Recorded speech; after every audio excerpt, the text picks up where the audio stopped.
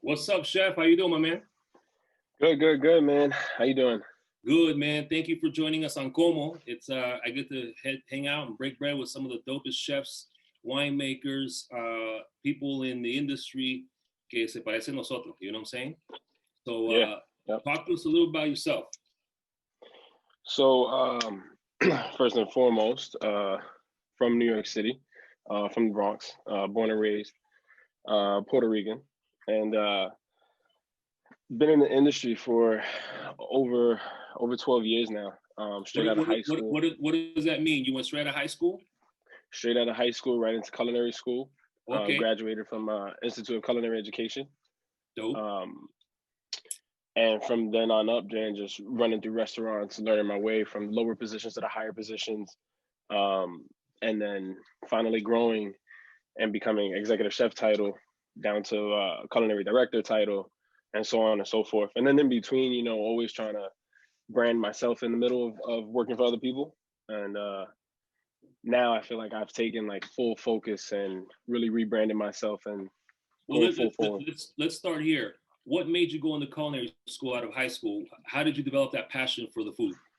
I loved eating. I love food, especially too, you know, when you're young, you're eating a whole bunch of whatever's in the fridge, you're eating this, eating that.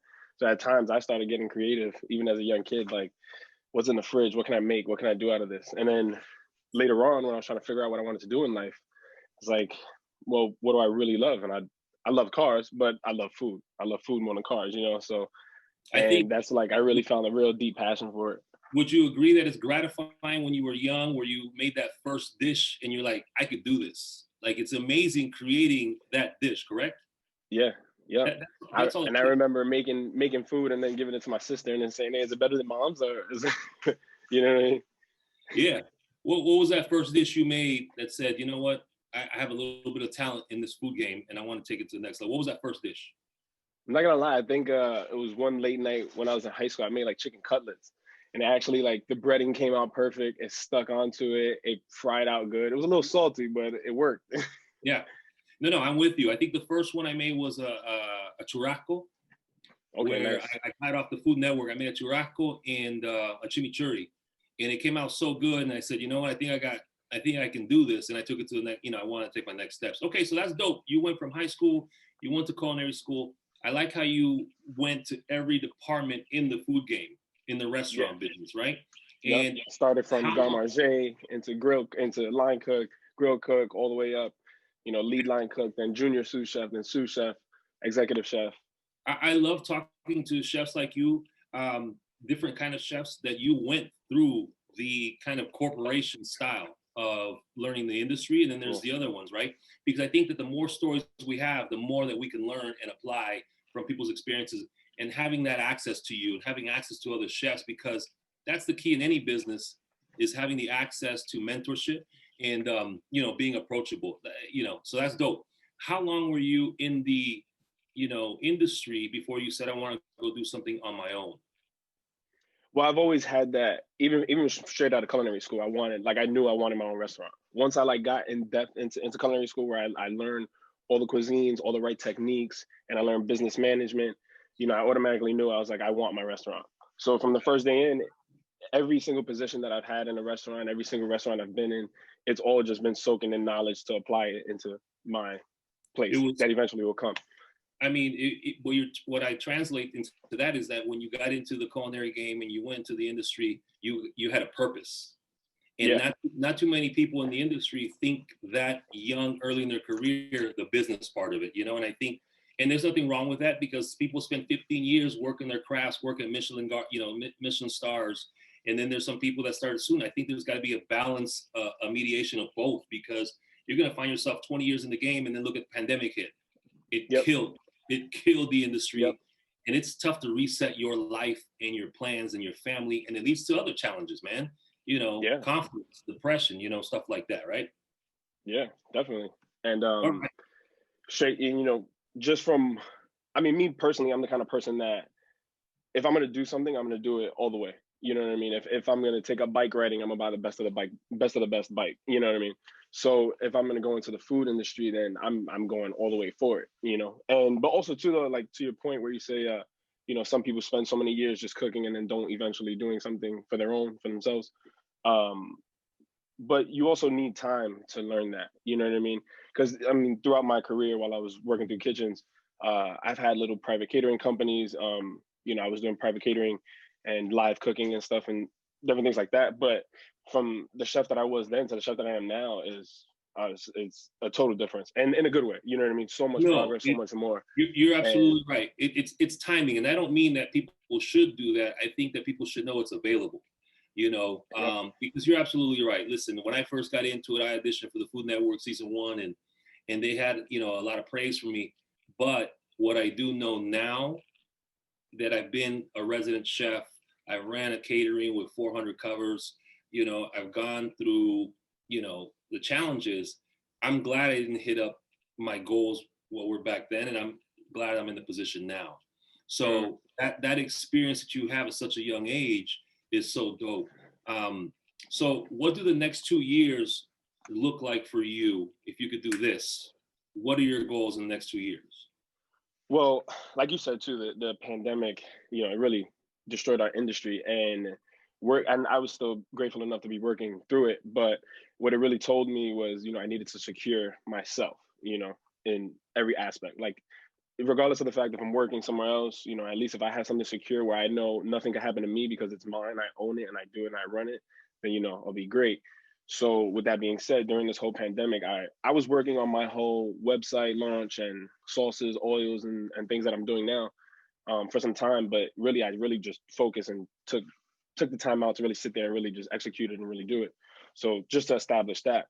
And so to your question, within the next 2 years, this is the beginning. This is the buildup of what I'm leading into. I don't want to say the plans too early, but I got a couple. No, you don't want to do that. You know? But you're saying some key things. This pandemic is kind of like a reduction, right? It's helped you remodel, reshift, and really somewhat escalate where you want to be at. Because, right? So let's talk about the sauces and the oils. How did you get into that? Because you were a cook. So Boricua, you worked at different restaurants. You said, you know what? I want to work sauces and the oils. Tell me how that passion came about, and tell me about your sauces. So what that came about is, a lot of key ingredients to dishes is the sauce, or is the base of it, or it's the garnish that really enhances it, And I feel like a lot of people at home, they try to cook at home and they try to follow these recipes online, and no matter how much you follow it to the T, it's not going to come out the same or whatever to a person that's at home to a professional cook. By providing these sauces and oils that are key ingredients, automatically, let's just say if your food's not so good at home, you put some of the sauce all over it and it's awesome. So if I could deliver that to your home, that's a great feeling. You know what I mean? No, you're absolutely right. It's the cleaner upper. If it's whack, it fixes it. It's a natural garnisher. My pet peeve is when I see shit that doesn't make sense, man. Don't put yes. Oh, you're gonna eat that stick of rosemary? Are you really gonna eat that stick of eso me encojona, bro. So do you have some of your sauces in front of you so you can put them in front of the camera? I have some in my fridge right here. Let me grab them for you. Yeah, bring some out.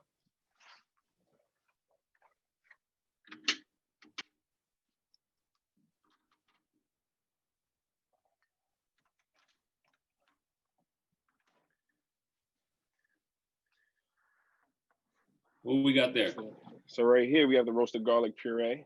We have roasted garlic oil, and then over here we got the classic chimichurri, which I call it the Willy Bee Chimichurri, because why is that?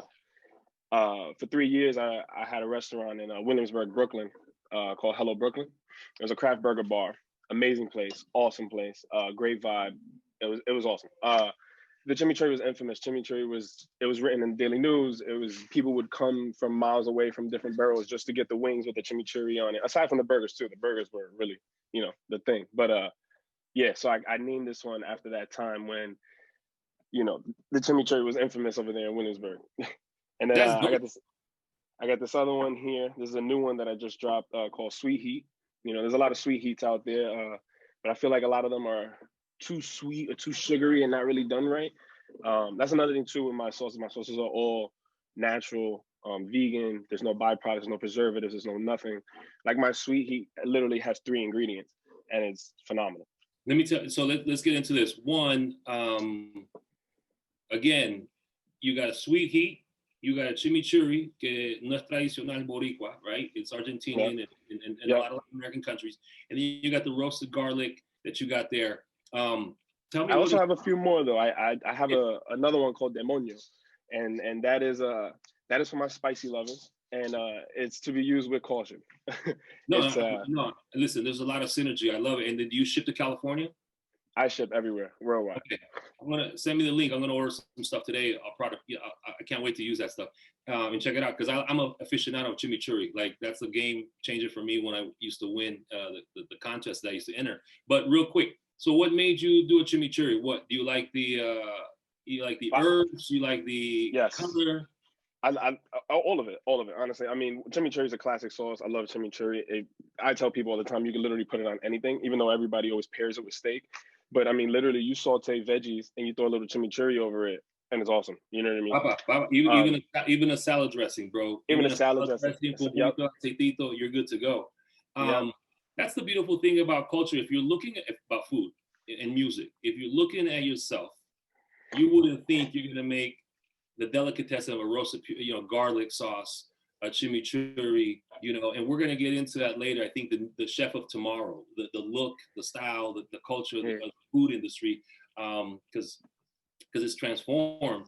I think that's pretty dope that you said you just went off flavor. You didn't go off, hey, I'm Puerto Rican, I'm going to have to make mojos, Yeah, yep. That's another thing too. I love fusion. I mean, a lot of my dishes too in the past, I've taken different countries and just smashed them together. I did one time for an appetizer a long time ago. I did bruschetta on a tostone instead of a traditional crostini, and the tostone on the bruschetta was like insane. I mean, for me, it blew my mind.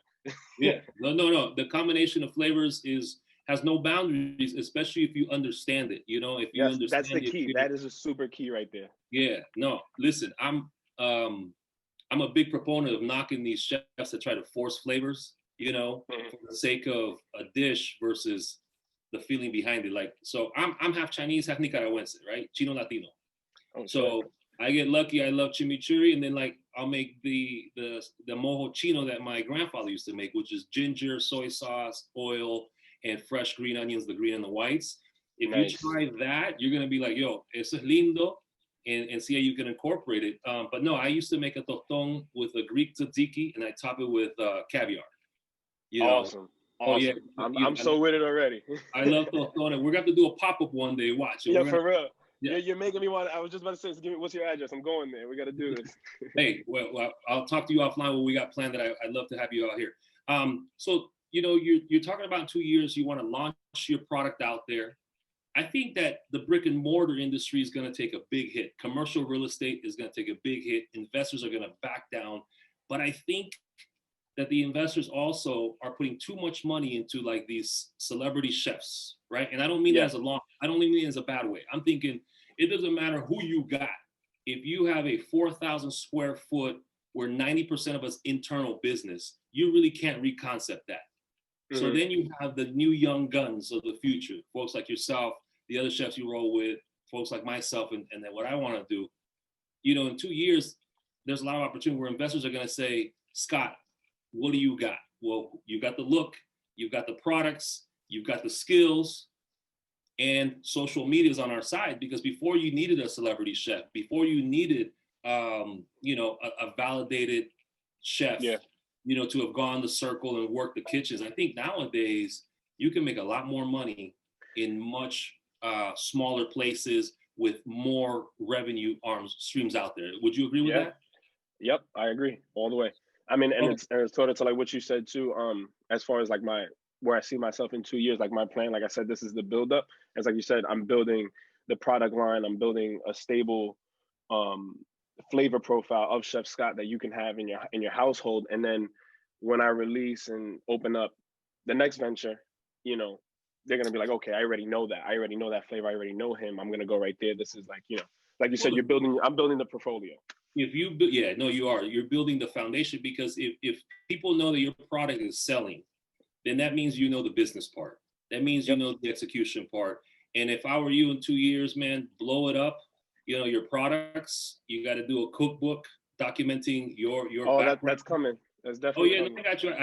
I envision that coming. because when there is a restaurant group or investor to put up that 200,000-300,000, Yep. you got it. You know, because it's not traditional where you have groups wanting to invest in you, because let them do what they do best and you do what you do best. And collaborations is key. It kills me sometimes when chefs, they get a little bit of success and they think that's the end game. Always Yeah. be humble, always get back to people, research people. Like you and I don't know each other, but you took that Yeah. leap of faith, right?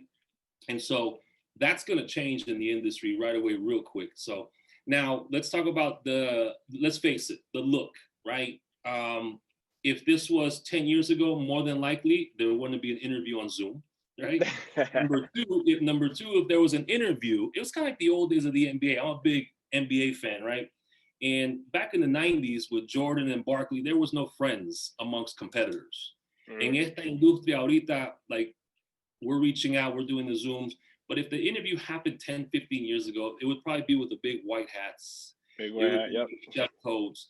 Here you are, I got a sweatsuit on, my Bendecido hat, you got your tats, you got your t-shirt, you know, the look. How important, I don't even want to say how important, but what do you think that today's and the future chefs, the look isn't traditional? Like I've seen some of your reels, they've got the hip hop, they've got that culture, where 15 years ago, that would have been looked down upon. How do you think, when do you think that changed? Not recently, because for some time now, that's been changing little by little with the because back in the days, chefs were so strict. I mean, they would just eat you up alive, and you literally just had to say yes, chef, and just keep it moving. You know what I mean? It was just insane. And then little by little, you take in consideration, mistakes do happen, things do happen. You can't just destroy a person off of one mistake. And people take in consideration people's feelings and whatnot. A lot of people nowadays, you can't say too many things at the things are tough now. You can't really say the wrong thing at the wrong time. So I think in the process of that changed. And then the look, I mean, the tattoos, they've always been there. Chefs always had tattoos. They were just more covered up with their chef jackets.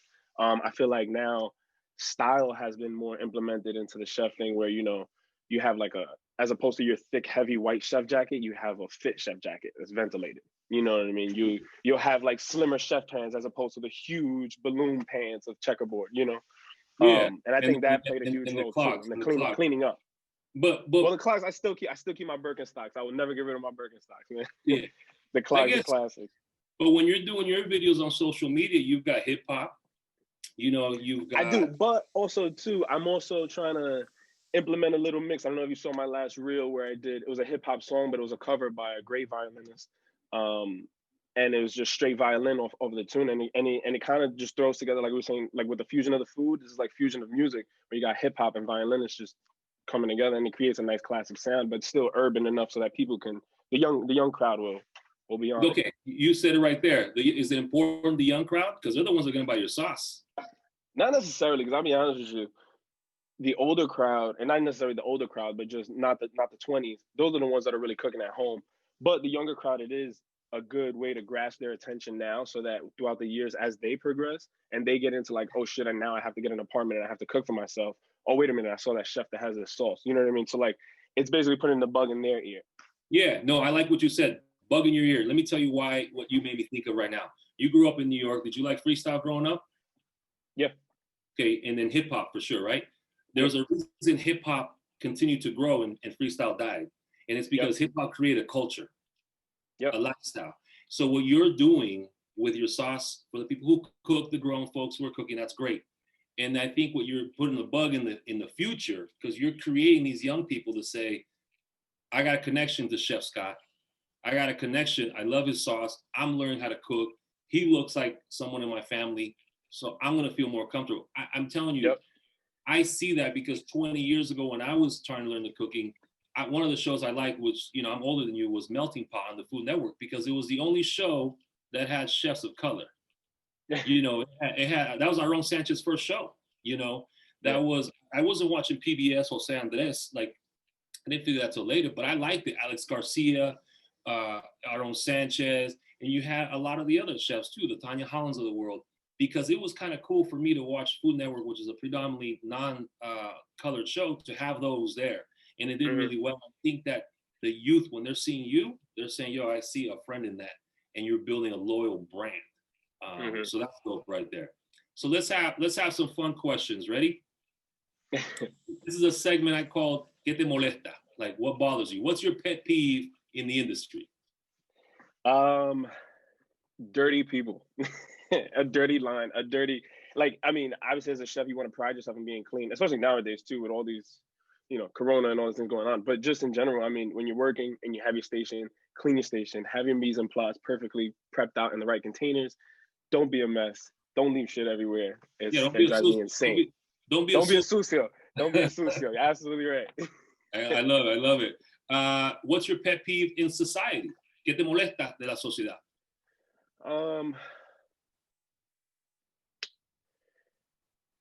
I would say just people being so extra, so overboard over like a small little thing, and just like taking it above and beyond and going crazy. Like, let's just take a step back, relax. We could go through this. If it's not going to affect you in a year from now, why waste more than 5 minutes of your time on it? 100%. Life's a marathon. Shout out to Nipsey, because life's a marathon, not a sprint, right? Yeah. You can overcome a lot. Did you vote in this past election? I did. Good. I don't care what people voted as long as they voted. You know why? I want to show that Latinos, we're in the business mind, we have the culture, we're the future, and we also contribute to society by voting. You know what I'm saying? You were going to say something before I cut you off. You're proud to vote, right? Yeah, definitely. I mean, and like I said, this time around, I mean, things are so crazy. And you really, but honestly too, at the same time, you really have to look and do your research. You can't just vote just because you don't like one person. You know what I mean? Really see what you're voting for and really what's going on behind it. You know what I mean? Being informed. Anybody can say, being informed. Anybody can say anything, but if you don't really know exactly what's their agenda, then you're just a sheep, You're just following them to the slaughterhouse. To a girl, you're a good-looking dude with no substance. And to a guy, it's a good-looking girl with no substance, because being informed locally is much more important because it impacts our business, right? And that's what I tell Latinos, oye, get informed. Who cares? It's not all about the presidential election. Es lo que lo enfoca a nosotros localmente, And I tell people, just vote. Once we vote, then people will come to us and say, what does the Latino community want? What does New York want? What does California want? You know what I mean? Yep. So that's dope. It's the last day on Earth. What's your last meal? Last day on Earth, last meal. It's got to be something filling. And honestly, I mean, my favorite cuisine personally, like love to eat, would be Asian. And man, this is a tough one. This is honestly like the toughest question you guys. This is the dopest interview. I know I seen you the other day doing some interview. I'm like, okay, I'm gonna hit him a little bit with the intellect, left and right, voting, product placement, 2 years. So tell me. My last meal. Damn, man. This is I mean, shit.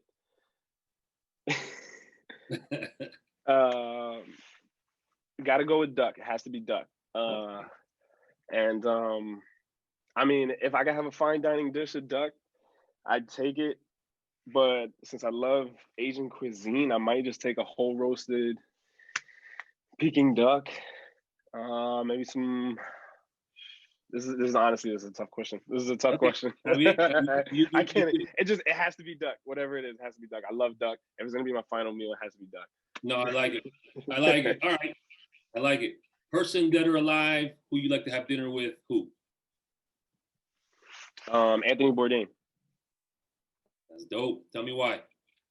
I mean, just his background, his story, where he came from, the things he showed us, the places he's been. I mean, even just him going to those small little spots that like now we go to and eat and it's the best food. But back then, I mean, nobody's heard of it. Nobody even wanted to go. And he was the one exploring all those things, for us. You know what I mean? Just the way he paved the road is just insane. You said it right there. He went to places that nobody wanted to go, and he did it for us. I like how he was always woke. It wasn't always about the food. It was about the culture. It was about the society. It was about the politics, the history. And, have you heard of Eddie Wong? Eddie Wong, yep. I've definitely followed him. I've watched his show too. Yep. Yeah, he's also deep too. But you're right. Bourdain is one of a kind, and I think that the future because of social media and accessibility to other people's stories, folks like you and I and our crew are a little bit more fulfilled that we're doing the right thing in the right industry we want to be in, that we're passionate about this. You know what I mean? Mm-hmm. So, all right. So where can we get your products, man? So you can order them at chefscottaviles.com. And I'll make sure, like I said, we post that out, man. Yep. I ship worldwide too. So anywhere you can have it. Listen, we're going to get you out to California, the Bay. When we say California, I'm from the Bay, which is up north. I'm not LA, the Bay, because you're going to love it out here. The food scene, the people, the music, the vibe. Listen, I've been dying to take a trip to LA, man. So you give me the word, you set it up. We're up in San Fran. We're up in San Fran. I mean, I'm not in it, just California in general. Just hit the West Coast. That's why I wanted to define it, because we'd love to have you in the Bay. But Chef, thank you for giving us your time today. Much love. We're going to stay in contact, you and I, but thanks again, my man. Thank you. I greatly appreciate it. All right. Contact, right? Hot shit. Make a nigga shape a wine that. Niggas know you go against all them gigolo. Get your hoe.